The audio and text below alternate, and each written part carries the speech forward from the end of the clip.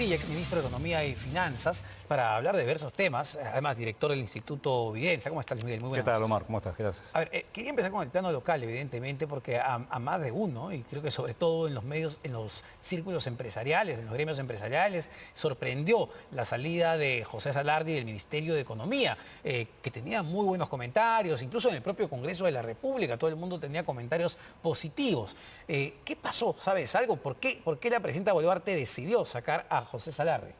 Es un poco todavía, digamos, especulativo y creo que nunca uno va a saber, pero por las propias declaraciones del ministro Pérez Reyes, parece de que comenzó a tener muchas fricciones con los otros ministros. Y hay dos ejemplos puntuales, ¿no? Esta extinción de programas de inversión pública a cargo de los ministerios y dos importantes, incluso del propio Transportes, que es Provías descentralizado y Provías Nacional, pasarlo a la NIN. Y esto significaba pérdida de poder de los ministros, pérdida de recursos.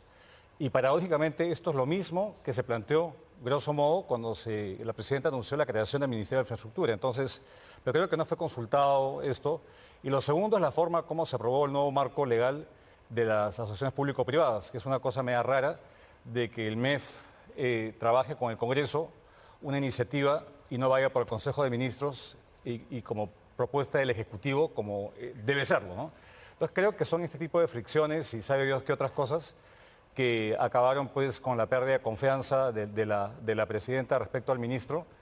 Y esto es muy lamentable porque un ministro de Economía no puede estar pues rotando, ya parece casi un ministro del Interior, pues que no dura ni 2, 3 meses y lo cambian. Y eso es muy perjudicial para las expectativas, para la confianza.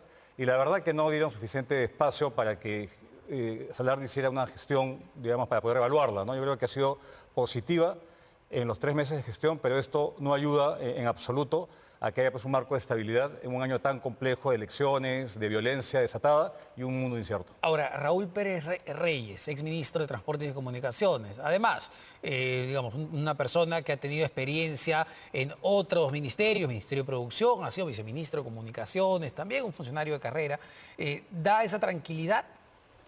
Bueno, todo es relativo porque yo creo que el nuevo ministro es una persona seria, profesional, tiene experiencia. De hecho, yo compartí gobierno cuando él era viceministro de Comunicaciones.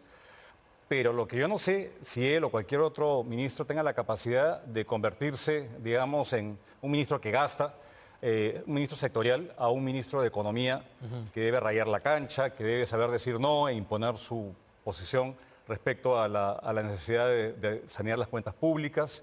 En un año de muchas presiones, o sea, ya estamos claramente en la recta hacia las elecciones y comienza el gobierno a perder apoyo, digamos, del Congreso, que le dio, digamos, cierto nivel de estabilidad, y esto lo hemos visto con los votos que acabaron pues, con la salida del premier Adriansen. Y creo que el retorno de la presidenta del Vaticano va a tener que enfrentar varias cosas. Yo creo que un termómetro va a ser cómo vaya la votación de investidura del nuevo premier.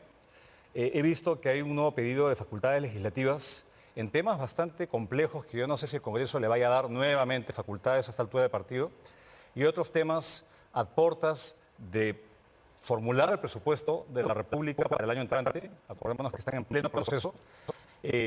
Hay temas urgentes. Tiene que salir el reglamento de la ley previsional que está, digamos, ya en el descuento. Faltan semanas para que se cumpla el plazo. Y muchos otros temas de contingencias que va a aprobar la capacidad política del nuevo ministro, ¿no? Yo confío en que tendrá la capacidad y con un equipo que no es el suyo, ¿no? Porque casi el 90% del equipo del MEF era puesto por Salardi.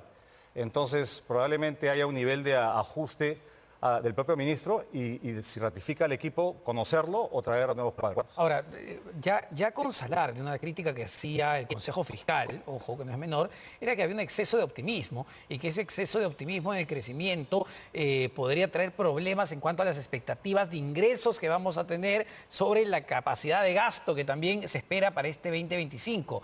¿Esa preocupación también se tiene con el nuevo ministro? A ver, yo creo que acá hay un móvil político en este sobreoptimismo, porque el factor clave que determina la proyección de ingresos para sustentar el gasto en el presupuesto es el supuesto de crecimiento. Entonces, un puntito más de crecimiento significa muchos millones de recursos para gastar en el presupuesto. Entonces, como este es un año de salida de gobierno, y es un presupuesto que es compartido con el siguiente gobierno.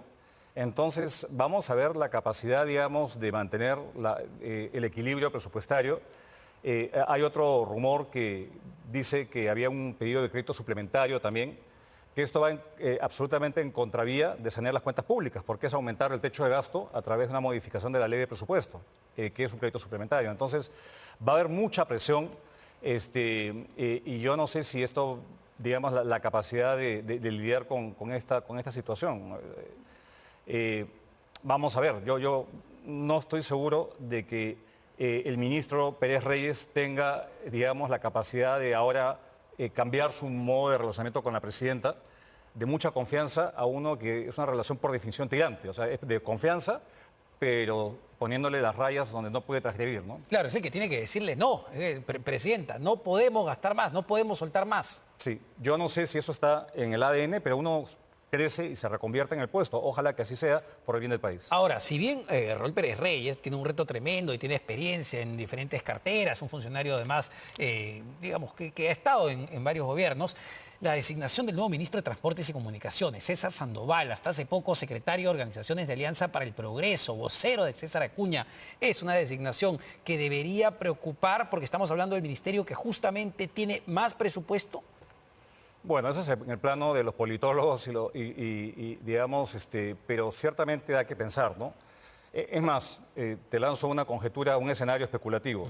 A lo mejor se había pedido transportes como parte de un arreglo político y para no sacar a Pérez Reyes del gabinete lo pasaron al MEF, ¿no? Y de taquito sacaron, digamos, a Salardi. Puede ser, la verdad, todo cabe, digamos, en un gobierno que es débil, que necesita nuevas fuentes de oxígeno para durar el tiempo que le resta, ¿no? Entonces, pareciera de que ahorita lo que está primando son los acuerdos políticos y las cuotas de poder para mantener, digamos, al régimen vivo. Acordémonos que la aprobación de la presidenta está en el piso y que hay muchas contingencias, desde el tema de qué va a pasar con la ley Reinfo, los temas de la inseguridad que siguen, digamos, afectando. Y nuevamente, el mundo nos ha dado una tregua con el acuerdo entre China y Estados Unidos, pero está lleno de incertidumbre. Y somos un país muy dependiente de lo que pasa afuera. Entonces, digamos, no es fácil la situación que se ve. Justamente hablando ya un poco del contexto internacional, porque claro, es muy difícil saber también qué pasa afuera con el presidente Donald Trump, que cambia de posiciones rápidamente, pero hay una preocupación que tenían las empresas estadounidenses, sobre todo de consumo masivo, como Walmart, por ejemplo, como Home Depot, y lo que vienen advirtiendo es que, oye, con todo este tema de guerra arancelaria con China, lo que puede pasar, digamos, en el corto plazo es un incremento de precios para los estadounidenses. Es una amenaza latente hoy en día? Ha bajado un poco con el acuerdo con China, pero acordémonos que digamos, el cambio de Trump aparentemente era porque lo que estaba aconteciendo era un embargo en el comercio entre China y Estados Unidos recíproco. Y esto significa que muchos insumos que son importados para Estados Unidos de estas empresas que son enormes, vienen justamente de la China. Entonces, esto ante la escasez, oferta y demanda, el precio se incrementa. Y ese temor es uno de los temores que ha primado, creería yo. Y lo otro es el contagio de la corrección en el mercado bursátil al mercado de crédito. Y es un país que depende mucho de las fuentes de los mercados crediticios para crecer. Entonces, hemos visto también una caída en la confianza del consumidor en ese país.